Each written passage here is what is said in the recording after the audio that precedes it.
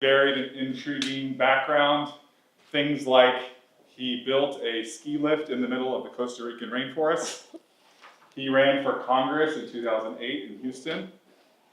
And he, what this book mostly tracks is early on he got into wind energy. He got into wind energy before it was cool. I'm sure I'm the only one to make that joke. So he was really pushing the frontier of wind energy when most experts, most power people were saying that this is just a hobby horse. This is not going to be a big deal. We cannot turn this and make this profitable. And now, here we are 20 years later, and wind has eclipsed coal as the second highest electricity producer in Texas, of all places. He's a big part of that. And because that wasn't a big enough challenge, once he got into wind energy and started successfully building some of the biggest wind projects in the country, he decided, I want an even bigger challenge, and he moved over to long distance, high-speed transmission. So that's what his last few companies are working on. And that's a very, very challenging proposition. And I think we'll hear a lot about that with our talk. So with that, I will turn it over to Alex. Thank you. Skelly, welcome to the Honors College. Thanks for joining us. Thanks for coming, y'all. Thank you. All right, I think you can see that most of our audience is undergrad students. So we're gonna go back a little bit. Okay. You studied economics in college. Yes. And then you had some really interesting career stops before you got into energy. So I want you to put us in the head of college senior Skelly. Oh. I want you to tell us, how were you thinking about your first career moves, if you were thinking about your career at all, and what were you optimizing for? Was it impact, learning, something else, adventure? So this is, let's assume it's March of 1984, okay? A really long time ago. So what was that? As I thought about what I was going to do when I graduated, I wanted, actually, interesting, you kind of hit all of them.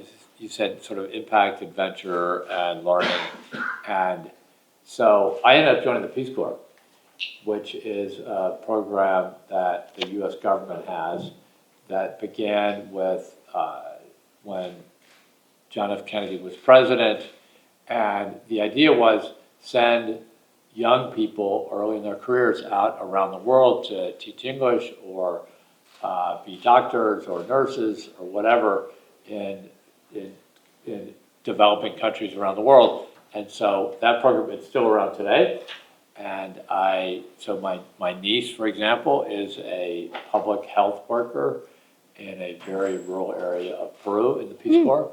And I decided that if it had sort of the right level of like, okay, I'm not just going to some random place in the world. I have a part of an organization that will pay me like a tiny amount of money. And so I ended up joining the Peace Corps. And would you do it again? Oh, absolutely, yeah. If anybody wants to join the Peace Corps, then let me know and we can talk afterwards. Perfect. Okay, so the theme for this series is deep in the heart of Texas, the energy capital of the world. Yep. So what attracted you to the energy capital of the world? So I had after Peace Corps, I went to business school and started a little company in Costa Rica, this ecotourism project that was mentioned. And in the process discovered I really like building things and worked on some hydroelectric projects and then wind farms in Costa Rica. And as our kids were starting to hit elementary school, it's like, okay, probably time to go back to the States. And so I was talking to a couple of different companies, and one of them was in Houston, and so we ended up moving from San Jose, which is like an amazingly beautiful place, to Houston, which is really beautiful place. Yeah, a little bit more pavement here, a little flatter here, no, of course, but with its own charm. So, when I meet people who work in energy who don't live in Houston, who look down their nose at it, I'm like, I'm living in Houston now. You're just postponing the inevitable, okay? Because if you're going to work in energy, and that applies to all types of energy, Houston is really a great place to do it. And if you want to be like doing exciting things in energy, then Houston is absolutely the place to do it. So at least in the West, okay? Now in China, there's a bunch of cities where this is also true. But in the Western Hemisphere, certainly Houston is a place to be. And did you have a sense of that when you were moving here, or were you just like, this is a good job, I want this job, and it happens to be here? Yeah. More that. So Yeah. it developed over time, sort of your understanding Yes. of. Yeah. Yeah. And yeah. So we already heard from Nick that you chose to work in wind way before it was mainstream. I think you moved to Houston in 1999. Is that right? That's correct. I looked up. I think there were fewer than 300 megawatts of wind installed, which I was amazed there was any installed. Right. And it picked up exactly 0% of our electricity mix. It's now about a quarter in Texas. So is that something that you expected to see in 2025? What were sort of your hopes for the wind industry? What do you see in it? So, great question. And Danish, I'm going to ask you to figure out how much that was. How much of Texas power is coming from wind and solar right now? If you can go to the ARCOT website. But we'll come back to that in a second. So at the time, this is the late 90s, and all the new projects getting built were natural gas-fired power plants, and there were a lot of them because we just come out of deregulation in Texas, and there were lots of companies downtown building big gas projects all over the country, and I'm doing this cute little wind thing, thinking that the cooler kids are doing this other stuff and I'm doing wind. But, we kind of stuck to it, and now we've gone from 0% to a huge amount of the energy in Texas comes from wind energy. We're about to find out how much right this minute, but typically I'm going to just guess that right now, 1 o'clock on a Friday afternoon, not too hot out, I would guess 60% of our power is coming from wind and solar, which is a huge percentage. I mean, we use a lot of power in Texas, and but we got wide open spaces and good wind, both on the coast and in West Texas, and lots of sunshine. So we've got the right conditions to make it happen. Danish, you got the number for us? It's a huge chunk, almost 21 gigawatts right now. Of wind and solar? Yeah. Oh no, that's just wind. Solar is another 19 gigawatts. 19, so 40 gigawatts out of how many are we using right now? 60. 60? Wow. Okay, so 2/3. That was close. Yeah. Yeah. Wow, that's amazing. Yeah. Yeah, that really is amazing. So look at these light bulbs up here, and 2 out of 3 of them are powered by wind and solar. Kind of amazing. So. All right, there's so much We've success. come a long way. Yes. In not very long. And this is in the context of an industry where the asset life is, 20, 30, 40 years. Okay, when you said not very long, so 25 years, does that feel fast to you? Most of these people aren't 25 years old.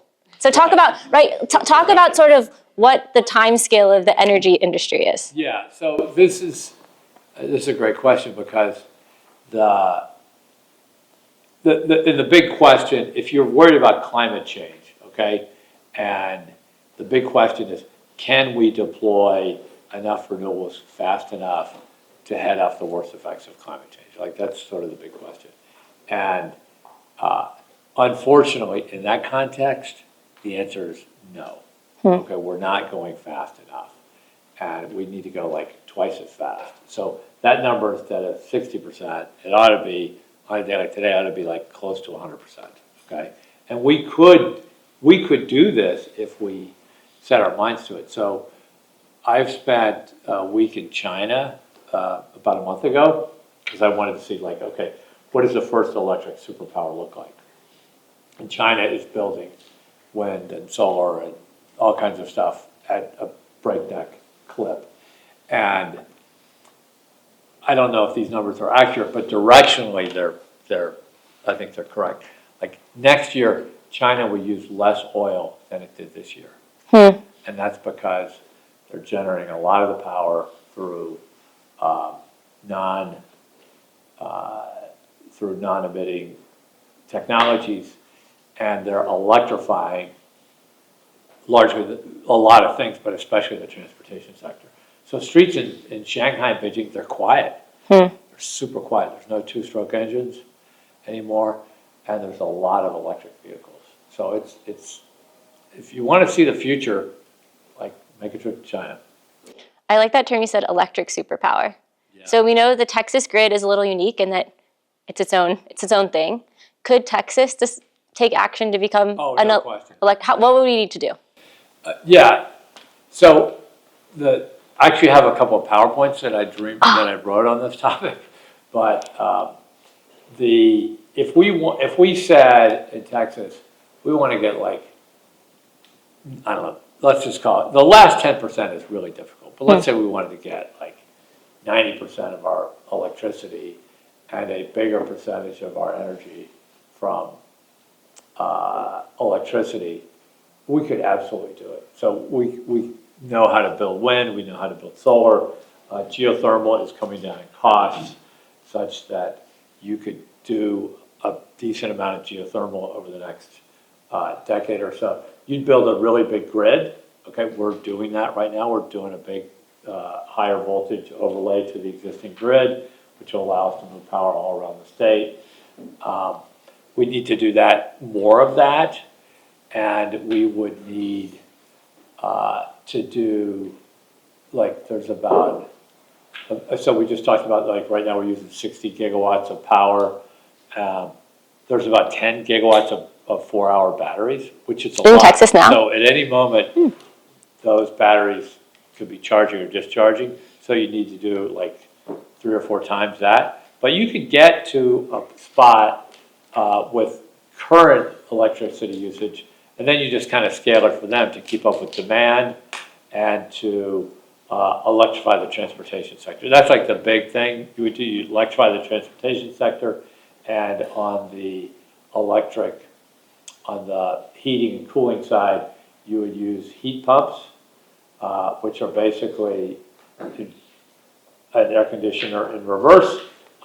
You'd use that for heating, and by doing so, you could save actually a lot of power right now. A lot of the power that we use to heat homes is through electric resistance heating or baseboard heaters, and those are woefully inefficient. And if you switch those out for heat pumps, you could bring consumption down, and you could move away from using natural gas for heating and use electricity instead. So we could do, like Texas, and because we're an isolated grid, we could do more than most other states, and because we've got great resources. Like, there's nothing to stop us except politics and public policy. Yeah, I didn't know we had good geothermal. Yeah, we do. Yeah. I mean, it's not the best, but it's coming along. The technology's getting there. And so out of all those pieces you laid out for us, which one do you think is the hardest or the least likely to happen? In Texas, the least likely to happen. I don't know, because here's maybe an optimistic take on that question. Is if you had asked me the same question in 2000, where we'd be today, I'd be like, we're going to get around, 10. We might get to 20% wind and solar. No, actually, we wouldn't even thought about solar because it was way too expensive. I mean, recall that solar panels used to be so expensive. The only thing that you could use them for, the only use case that made any sense, was to put them on satellites and launch them into space, okay? Everything else, it was too expensive. Solar panels were too expensive for anything else. And so today they're like ubiquitous and like crazy cheap. So if you think about the last 25 years and the next 25, nothing could stop us if we set our minds to it. I like that. All right, I'm going to skip over a lot of success in the wind industry to just keep it interesting. Yeah. So you transitioned from wind to transmission. How come? Because the bottleneck to building more wind was transmission, and nobody was doing much about the problem. I said, let's see if we can start a company and go solve this problem. And that was the prospect of trying to solve really big problems was interesting. I like energy because it matters for a whole bunch of reasons. And so if it matters, then the bigger the project, the more it matters. And I thought the way to solve this is there's a lot of ways to solve things. You could like do think tanks and you could do public policy. And these are all important ingredients. You can do advocacy, but I'm a project developer, so the way I can contribute to solving the problem is by putting together big compelling projects and marshaling resources around those and using those projects, what we would call protagonistic projects, to kind of push their way through and kind of create a little bit of their own weather to make them happen. And that's, I thought, that's a way to fix this big transmission problem using the things that I know how to do, putting together projects. And I think it's taken a while, but I think it's going to work. And just for folks who are maybe newer to the industry, tell us when you say that transmission became the bottleneck to wind, like what does that mean? So the big challenge in wind, so there's a lot of wind in the middle of the United States. So western Kansas, West Texas, Oklahoma, but there's not that many people there. So what we need are big transmission lines to move that power around, okay, to move it to the east and to move it to the east, yeah, that's the east. Move it to the east and to the west. And so the grid that we have, that we've inherited from our parents and grandparents, is more localized, and it's not designed to move power like 1,000 miles to a different part of the country from where it's windy to where the people are. So that's the kind of thing we're working on. So I think for a lot of us, maybe the only time we think about the grid or transmission is when there's a big storm and we don't have power. Yeah. What should we be thinking about beyond that, just as citizens? As citizens of the world? Yes. Yeah, okay, I think you should go back to that vision of a Texas that we could have that would be like 100% or 90% electric powered energy. And then you'd look out that window and that air wouldn't be quite as dirty. So that would be amazing. Like imagine Houston without air quality challenges. And it's not that hard to imagine because we do have days when the air is like super clear. And that, if all our days were like that, it would be even better. And what types of policies or what kind of regulatory bodies are sort of creating the conditions for some of these changes to happen? Yeah, so basically the energy policy is a big thing and it's sort of multi-layered, but the federal government provides some guidance in how we produce and consume energy, and then we have state rules. Interestingly enough, one of the reasons that we have a lot of wind energy in Texas is because when George Bush was governor back in 1999, he passed some laws that said, among other things, we're going to get a small percentage of our electricity from clean energy sources, and that percentage went up over time. So that's what kind of kicked off the industry here in Texas. And so today, the legislature and the PUC have a big say in how all this stuff works. And then there's obviously market forces and so on. So the people we are electing and then eventually appointing. Exactly. Perfect. What about your thoughts on AI and the impact of data centers on the electric sector? Ooh, this is a big one. So as I'm sure y'all know, we are in a huge expansion of our electricity consumption, and that the big new source of demand are data centers, and these are data centers that use as much power as small cities, and increasingly they use as much power as like bigger cities, and so the big question is like, okay, where are we going to get all this power? And that's having the effect in some parts of the country of driving up the price of power. And that's a big, that's a source of a lot of contention around the country, particularly in the Northeast where all the data centers in Virginia are taking so much power off the grid that they're driving up prices. So the question is like, what are we going to do about this? The best thing that can be done, in my humble opinion, is to build more wind and build more solar and build geothermal and use this additional generation to mitigate the impacts of all this extra demand. We're doing that, like Google does that. Amazon doesn't really do it.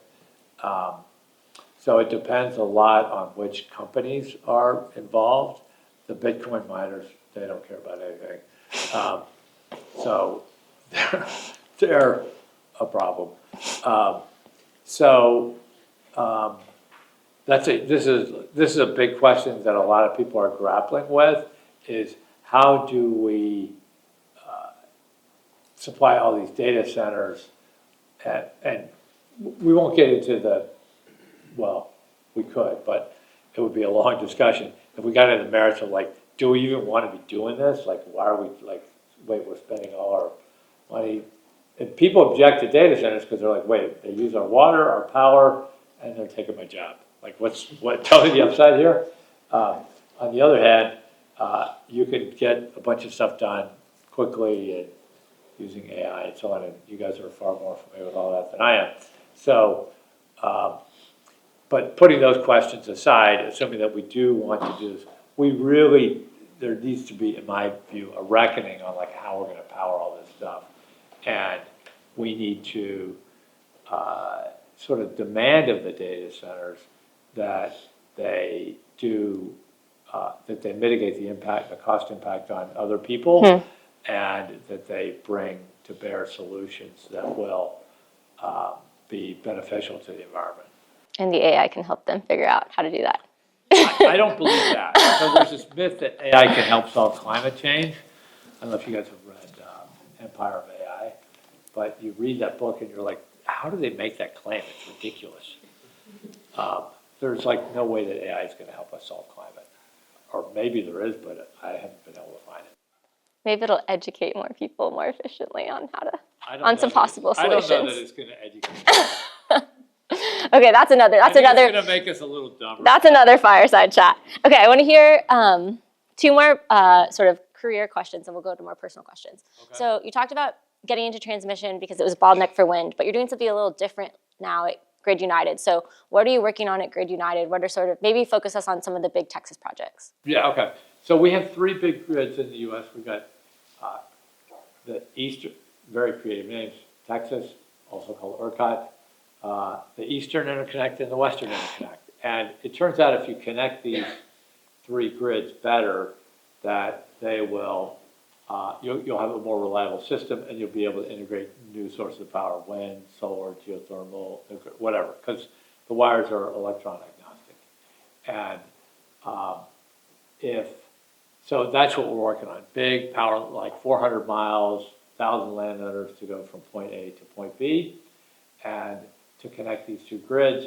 And because these grids have peak demands at different times, it allows for the sharing of resources. And because it might be windy over here, you can move power west when there's too much power. If it's sunny over here and they have too much power, you can move power east. And so you actually see that same phenomenon in Texas. Late in the day, you'll see solar sort of dropping off at like 6 o'clock, and wind starts to pick up. So there's a geographic, there's a temporal, and there's a seasonal effects or attributes to all of this stuff. So having better connectivity allows you to take better advantage of all these different resources. So that's what we're doing, is we're permitting these things. We're doing the engineering studies and quantifying all the phenomena that I just talked about to sort of articulate a case for the value of the projects. That's what we do. Right. So we're in the Honors College. The Honors College is special at UH because it brings together every single major, and it really focuses on multidisciplinary approaches. To me, the energy is sort of the ultimate multidisciplinary thing. So like, just tell us about some of the types of people you have working at Grid, and then also tell us like, what makes people thrive in that kind of multidisciplinary environment, and where have you seen people struggle? Okay, so the question is, some of the types of people, what? What allows people to succeed in the multidisciplinary, and / how do you not fail? Well, Happily, we have a number of people from U of H, yay.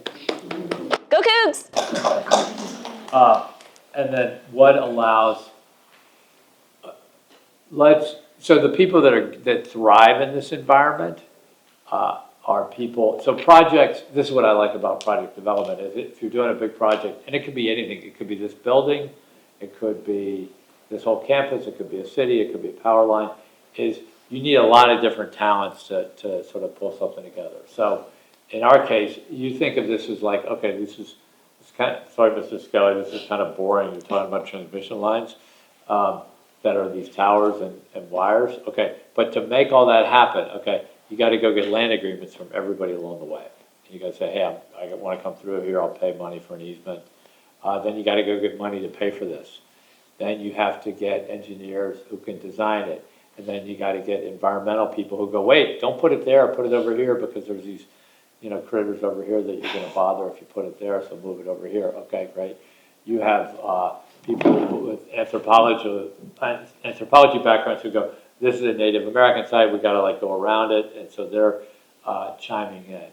And then you have lawyers, can't forget about the lawyers, who are looking at all of this and making sure that everything is done in compliance with the law and that the agreement with the suppliers makes sense, that you're following the permitting requirements.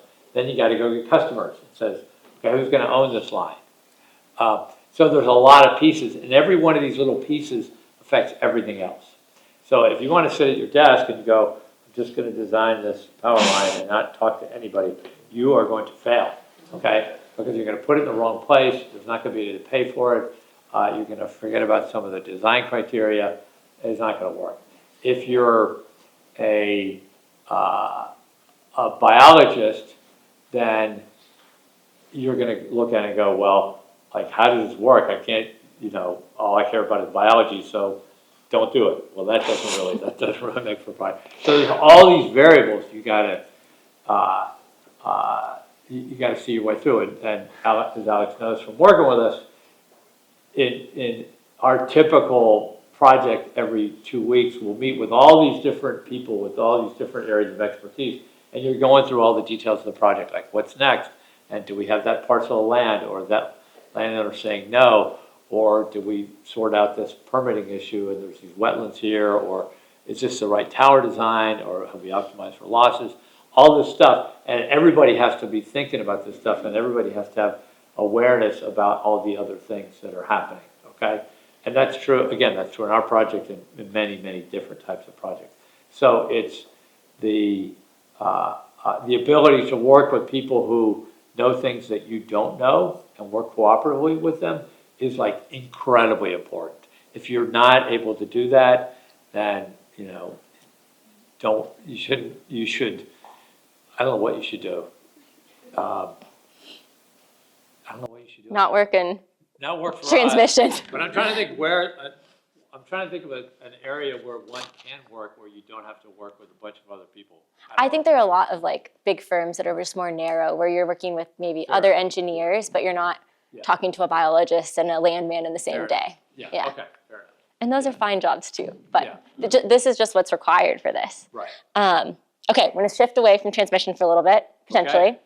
I wanna hear about a time that you felt like a failure. You've had so much success, but I wanna hear a couple times you felt like a failure, and then just how'd you keep going through that? So I ran for Congress in 2008, and I'm a Democrat, and I ran in sort of west, think about Rice University going west all the way to Katy, basically, that sort of slice. And I came in second. Which is not, there's no actual prize for second place.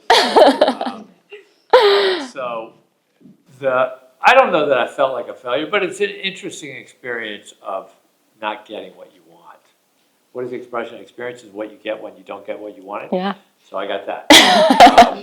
And the silver medal. So the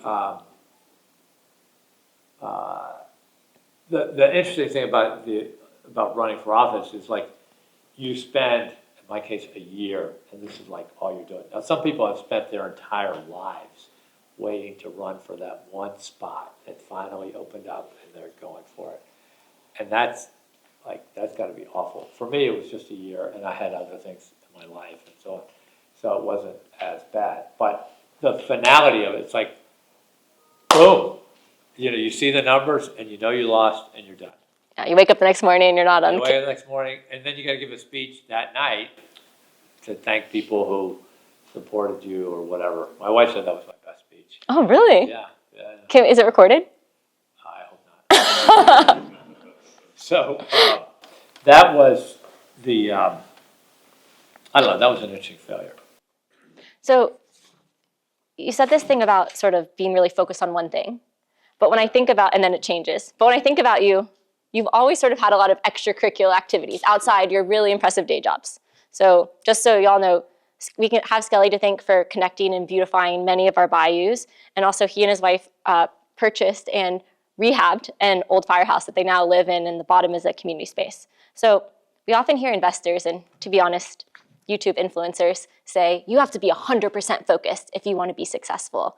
And now coming out of China, I see a lot of students wanting to go into tech, and they're telling me about 996, which is where, where you're in the office from 9 a.m. to 9 p.m. 6 days a week. I've seen you work really hard, but I haven't seen that from you. So tell us about sort of your approach to focusing, but maybe not just on one thing. How do you think about that? Well, yeah, so 996. I'm more like 9, 7, 5.5. That's a lot less. Which is a lot That's less. dinner with your family. Yeah, right. Yeah. So then the question is like, how do you have time for other stuff? Well, not doing 996 is one. The other is, I'm pretty careful about how I spend time and try to be respectful. So here's things I don't do. Okay. I do not watch television. Okay. Like television is a massive time suck. I'm not on social media. Okay. I am not, I don't really commute. I live like 10 minutes from the office. So I get back, like, that's like 3 or 4 hours that other people don't get, that I get. I'm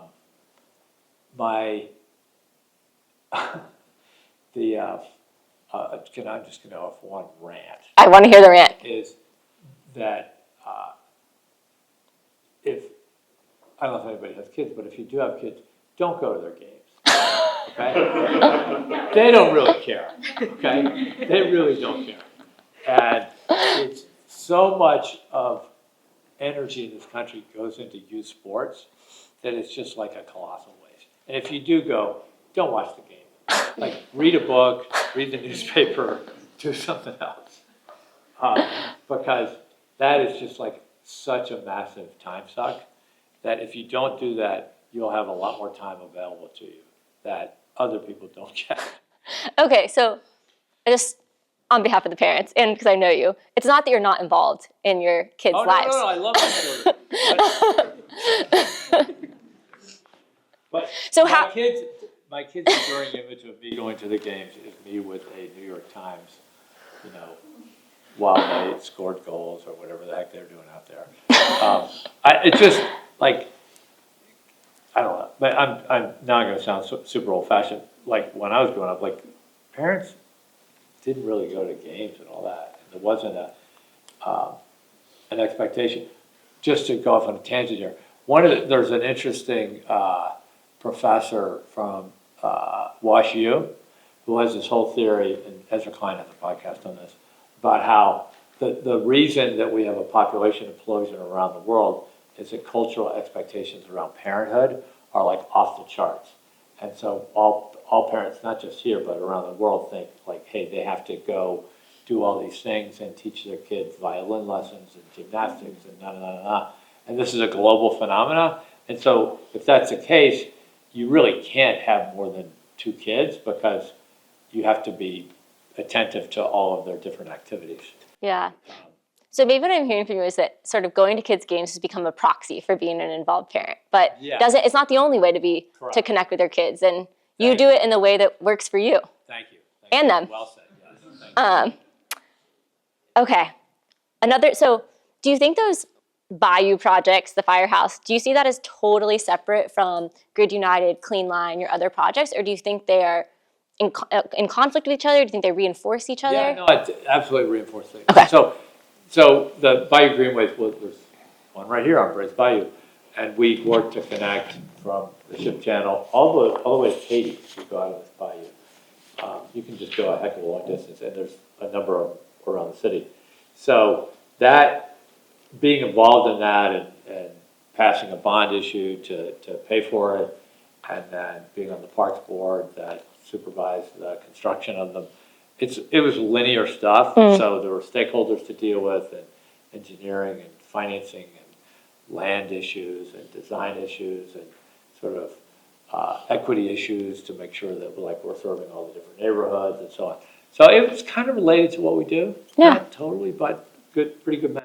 Yeah, you were able to translate a lot of the skills. Somewhat related to the last question, you have a very big network and you invest in building and maintaining that network. Why do you do that? Well, I generally like people, and so I like to sort of catch up with them, and it's not, I think some people build a network, like people can tell if you're trying to build a network just to have a network and take advantage of it.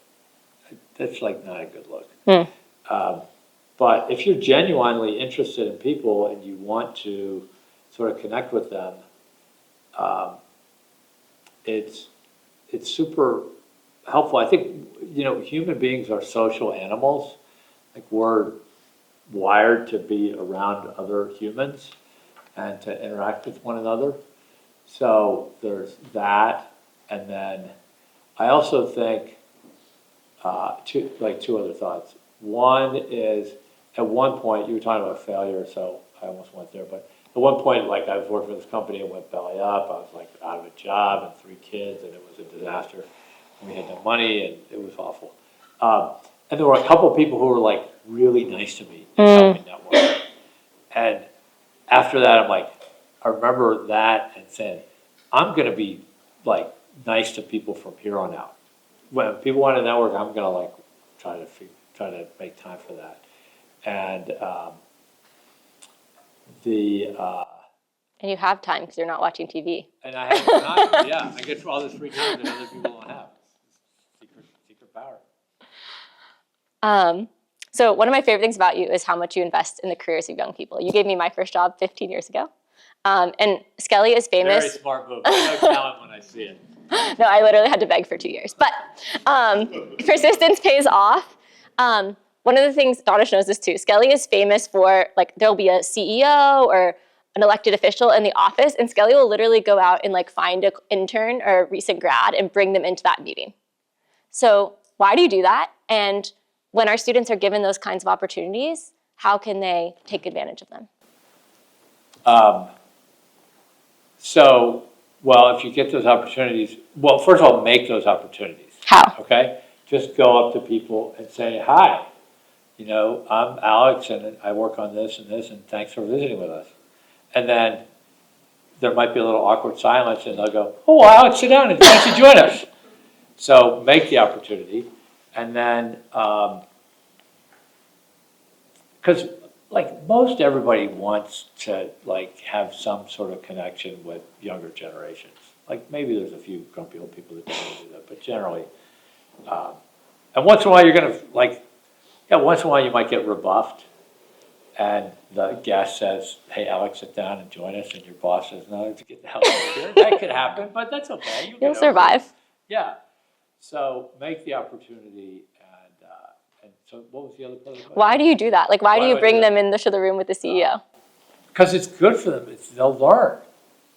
A really good way to learn is experiential and to sit down and often the other piece of advice I'd often give is read the room. If you're Alex and you've been asked to join, just kind of sit and listen. If you're asked, speak when spoken to. You don't have to take over the meeting. That wasn't the invite. But I think most people get that. So, thank you for doing that. I feel like you've changed so many people's careers, literally from that. All right, I would love to open it up to questions from the audience. Did everyone hear the question? How do you network without having a social media? So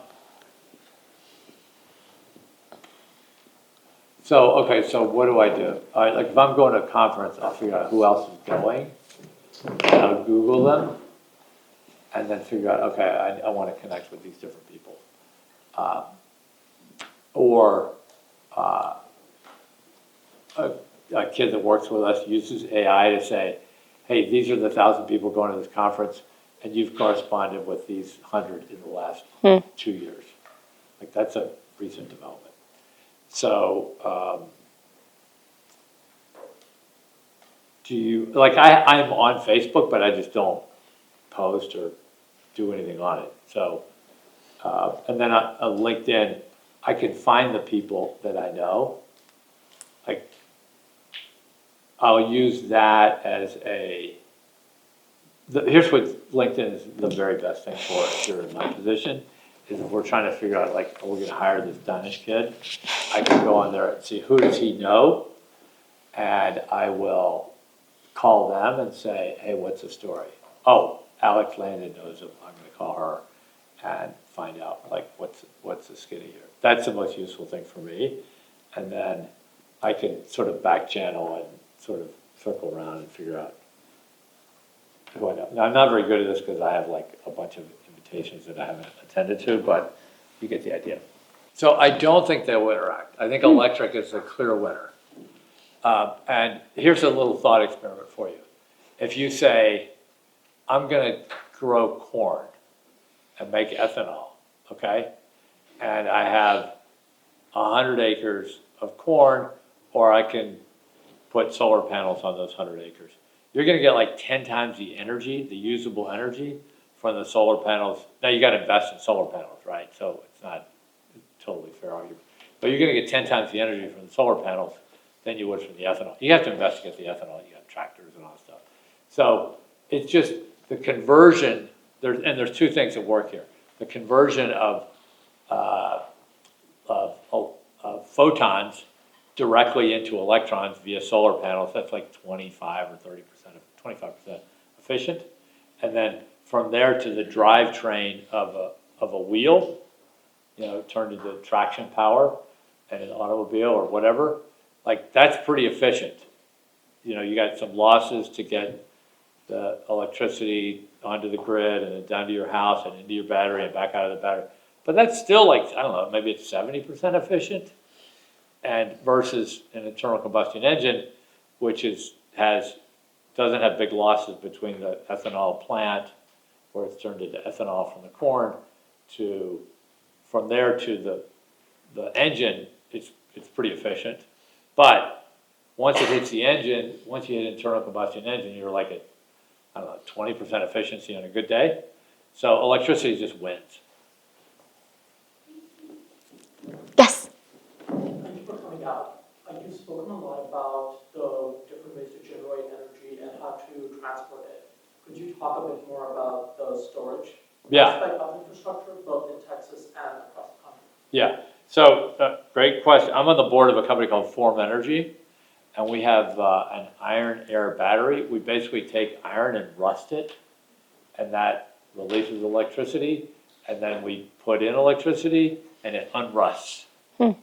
And so we're doing big gigawatt scale things. We just got a $1 billion order from Google to build some batteries for them.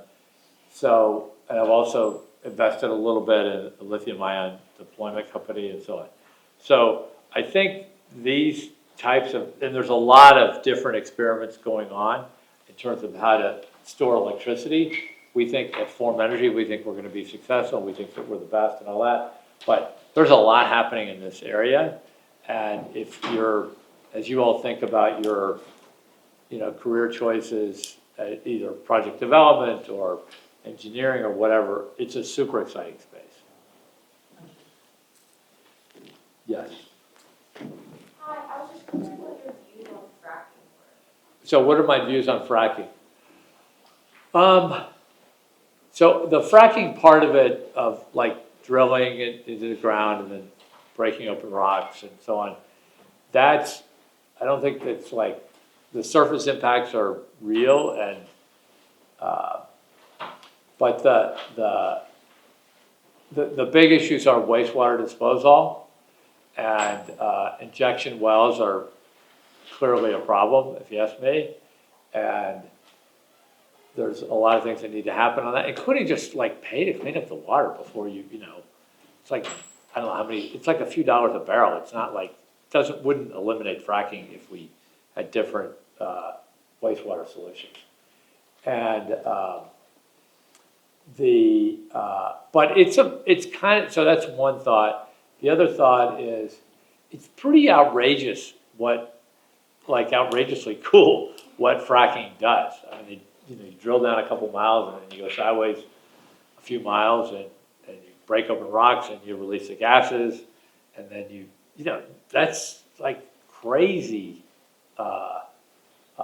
technology, and that we can directionally drill. Like Deepwater Horizon was terrible, but the fact that they could drop down through a few miles of water and then drill a couple miles and hit the exact spot that they wanted to hit, like, wow, that's crazy technology. So it's a wondrous thing, like many human endeavors, but it's got its downside for sure.